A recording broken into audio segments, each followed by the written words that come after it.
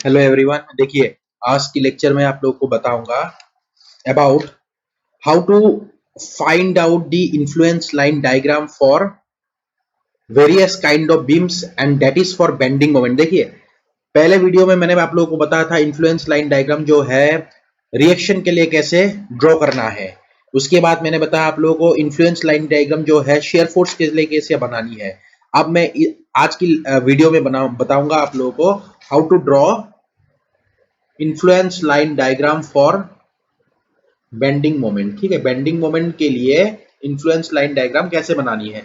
Similarly जैसे मैंने आप लोगों को बताया प्रीवियस वीडियोस में भी कि सेम टू सेम कि हमें मुलर ब्रेस्लो प्रिंसिपल यूज करना है।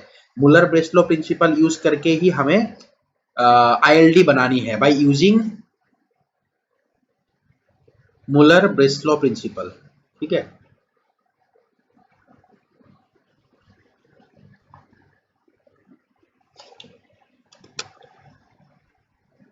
तो इसमें हमें क्या करना है, बेंडिंग मोमेंट के केस में हमें ये करना है कि जिस पॉइंट में बेंडिंग मोमेंट चाहिए उस पॉइंट में हम लोग क्या यूज करेंगे, at that point where bending moment is required to be find out, at that point we will apply a bending force. ठीक है, एक एक तरीके का हम लोग बेंडिंग मतलब एक बेंड करेंगे ताकि क्या है कि उस पॉइंट में इन्फ्लुएंस लाइन डायग्राम बन जाए। ठीक है, तो कैसे करना है मैं बता रहा हूं आप लोगों को। ठीक है, पहला क्वेश्चन ले लेते हैं, एक बीम ले लेते हैं। ठीक है, एक बीम लेने के बाद चलिए एक काम कर लेते हैं पहले। ठीक है, ये बीम हो गया। अगर मान लीजिए इस पॉइंट में मुझे कह रहा है कि find out the influence line diagram for B point, नहीं सॉरी सी पॉइंट। ठीक है, इस पॉइंट में हमें आईएलडी बनानी है फॉर बेंडिंग मोमेंट। कैसे बनाएंगे, देखिए जिस पॉइंट में हमें फाइंड आउट करना है, जैसे हम लोग इंटरनल सॉरी जैसे हम लोग शेयर फोर्स में डबल रोलर लगाते हैं वैसे ही अभी इस पॉइंट में हमें बेंडिंग मोमेंट के केस में हमें लगानी है एक इंटरनल हिंज, ताकि क्या है इस तरीके से मैं इसको बेंड कर पाऊं।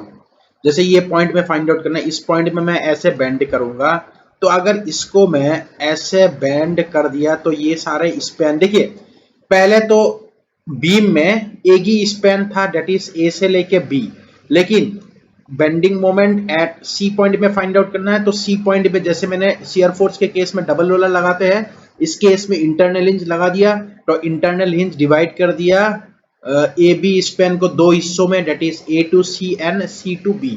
अब ए से सी और सी टू बी दोनों ही स्पैन स्ट्रेट लाइन में रहेगा, तो कैसे इसको बेंड करना है, देखिए अब ए से लेके सी और सी से लेके बी स्ट्रेट लाइन में होगा और दोनों को बेंड करना है। अगर मैं इस तरीके से फोर्स अप्लाई करूंगा दोनों को बेंड करने के लिए तो एक लाइन ये इस तरीके से हो जाएगी और एक ये, देखिए मैंने इसको हाथ से बेंड कर दिया, ये फोर्स लगाया ना, तो ये जो पूरा स्पैन है ए से लेके सी और सी से लेके बी, ये पूरा स्पैन इस तरीके से बेंड हो गया। So now this is the influence line diagram for bending moment at C point. ठीक है, ये सी पॉइंट है और सी पॉइंट की इन्फ्लुएंस आईएलडी है ये।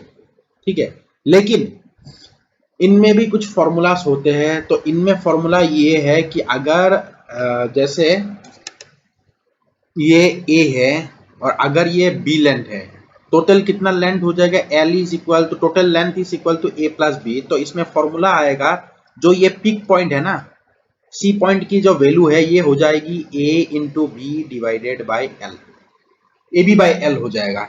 ये ए है, A length, this is B length and total length L जो है ए प्लस बी हो जाएगा। So A B by L is the value of the ordinate या मैग्नीट्यूड की वैल्यू। ठीक है,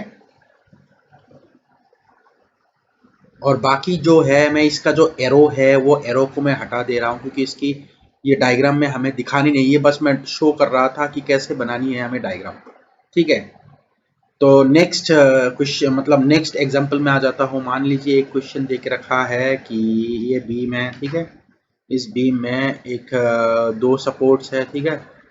अब ए हो गया, बी हो गया और एक सी है ना। अब यहाँ पे क्या है, हमें फाइंड आउट करना है इस पॉइंट में। और ये भी ध्यान रखिए, जो इससे प्रीवियस मैंने क्वेश्चन में बताया था, जैसे आईएलडी जो है बेंडिंग मोमेंट के लिए जैसे रिएक्शंस में था, शेयर फोर्स में था, वैसे ही जहां पे सपोर्ट है वहां पे वैल्यू क्या होगा, 0 0। सिमिलरली इसमें भी 2 पॉइंट में सपोर्ट है, ठीक है। और ये डी पॉइंट है, हमें ये जो डी पॉइंट है, इस पॉइंट में हमें क्या फाइंड आउट करना है, I L D for bending moment eight D point. तो डी पॉइंट में हमें बेंडिंग मोमेंट करना है, इसका मतलब डी पॉइंट में हमें बेंड करना है, ठीक है। क्लियर। देखिए पहले स्पैन जो था, मैंने ऑलरेडी आप लोगों को बता दिया कि स्पैन को सपोर्ट्स आईएलडी में डिवाइड नहीं करते हैं। तो यहाँ पे फाइनल स्पैन जो है ए से लेके सी तक है, मतलब फुल स्पैन जो है एक ही स्पैन है। लेकिन अब डी पॉइंट में हमें आईएलडी बनानी है बेंडिंग मोमेंट के लिए, तो डी पॉइंट में मैं एक इंटरनल हिंज लगाऊंगा। इंटरनल हिंज लगाने के बाद ये दो हिस्सों में बढ़ गया, डेट इज ए से लेके डी और डी से लेके सी तक, ठीक है। AC is divided into two parts, AD and DC, ठीक है। अब दोनों ही स्पैन सेम स्ट्रेट लाइन में जाएगा, तो कैसे बनानी है इसकी आईएलडी, देखिए।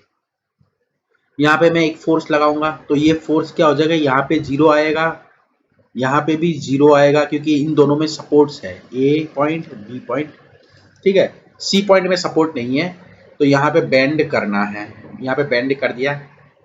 उसके बाद यहां से मुझे स्ट्रेट लाइन ड्रॉ करना है passing through the B point, passing through the B point जाके स्ट्रेट लाइन हो गया। सो ये हो गया आपका फाइनल इन्फ्लुएंस लाइन डायग्राम, ठीक है। तो फाइनली इस लाइन को क्या करना है, इस लाइन को हमें जोड़ना है, इस लाइन को जोड़ना है, ठीक है। तो this is the influence line diagram. So देखिए ए से लेके डी पॉइंट तक स्ट्रेट लाइन, डी से लेके सी पॉइंट तक straight line, passing through the B point, 0 value, ठीक है। तो इस तरीके से हमें बनानी है दो स्पैन। हमेशा इन्फ्लुएंस लाइन डायग्राम में एक ही कंसेप्ट है, चाहे वो रिएक्शन का हो, चाहे वो शियर फोर्स का हो, चाहे वो बेंडिंग मोमेंट का हो, always span will be in straight line, ठीक है। तो this is the ILD। Next और एक एग्जांपल मैं आप लोगों को दिखा देता हूं। नेक्स्ट क्वेश्चन ये है कि अगर एक मैं बीम बना लेता हूं, ठीक है। एक बीम बना लिया जिस पे मैं काम कर लेता हूं,